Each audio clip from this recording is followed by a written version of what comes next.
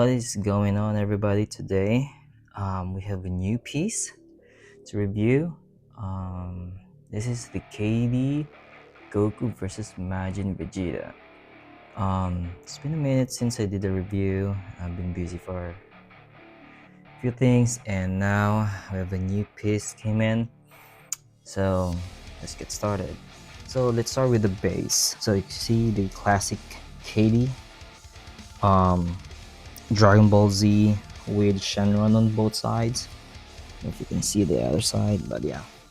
And there's a sand effect. I really love what they did here. The texture is pretty good. Looks awesome. And this is the one of the massive key blast came from Vegeta. So yeah, for this, let's talk about the sculpt in detail. So let's start with Goku. Of course, as you can see here, likeness is, for me, captured 100%. Although it's not. I mean, yeah, it's from anime, but it's more realistic. If you know what I mean. But this, and also this is the version. Goku went to Super Saiyan 2. Yeah, and I guess I mentioned the texture of the arms, the skin texture. It's pretty good. The paint, it's pretty awesome. It's there you go. Portrait.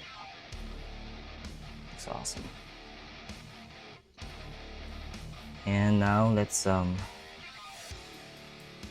for Vegeta, I do like the texture that they did in the shadow. On the boots, it does not over texture like been doing in the past. I really hate that. This one looks good. I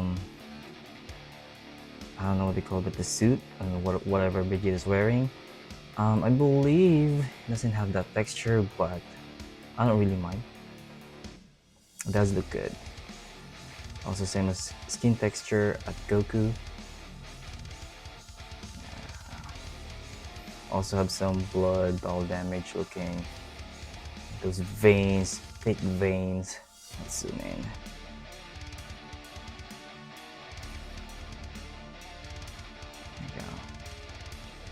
Looks spot on. Love it. So yeah, overall, as far as sculpt in detail, it's 10 out of 10. They went all out on this piece.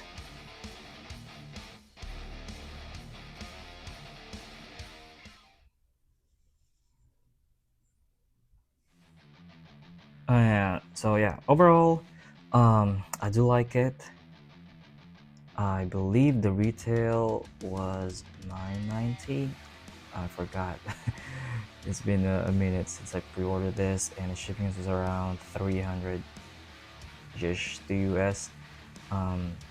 Is it worth it? For me, yes. If you're a fan of Dragon Ball Z, if you're a fan of the saga, and if you're a fan of these characters, for sure it's worth it. Yeah, this is also quarter scale, right next to Sume Vegeta. Okay, so this is a size comparison.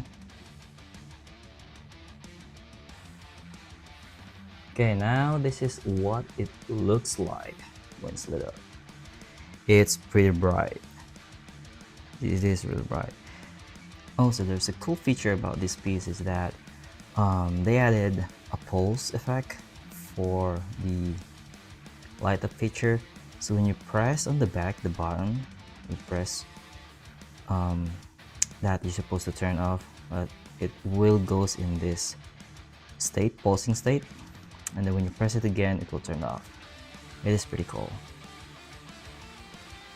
Now, let's go with the cons of this piece. Out of the box, it's two massive boxes, and there's a ton pieces, especially those lightning electricity effect. So none of them. Um, the auras, they're pretty sharp, very fragile. Be careful with that out of the box. And then the because they have a ton of pieces, they don't have the instruction, but they do have the lettering for each piece. Let's say this right here, this is letter A, B, C, D. Also, but sometimes you can find them, so you have to really look around. And I would suggest get a lazy Susan or a turntable to use when you're putting them together. My guess is that when you take this off, these no, I mean, sorry, you can take this off, right? You cannot, it's already attached in there. So I think what they did is they just moved that finger so it won't hit the aura in the finger. And also have on this index finger right here, this aura is bumping on it. This aura is bumping on that index finger. Yeah, that's that. And also notice, so based on the prototype, Ki Blast from Vegeta is very bright, but on this it's kind of weak. It's very weak compared on this. Back it up. See, it's very weak.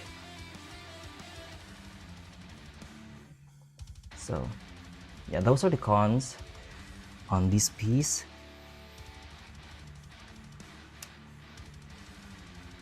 That was it. Thanks everyone.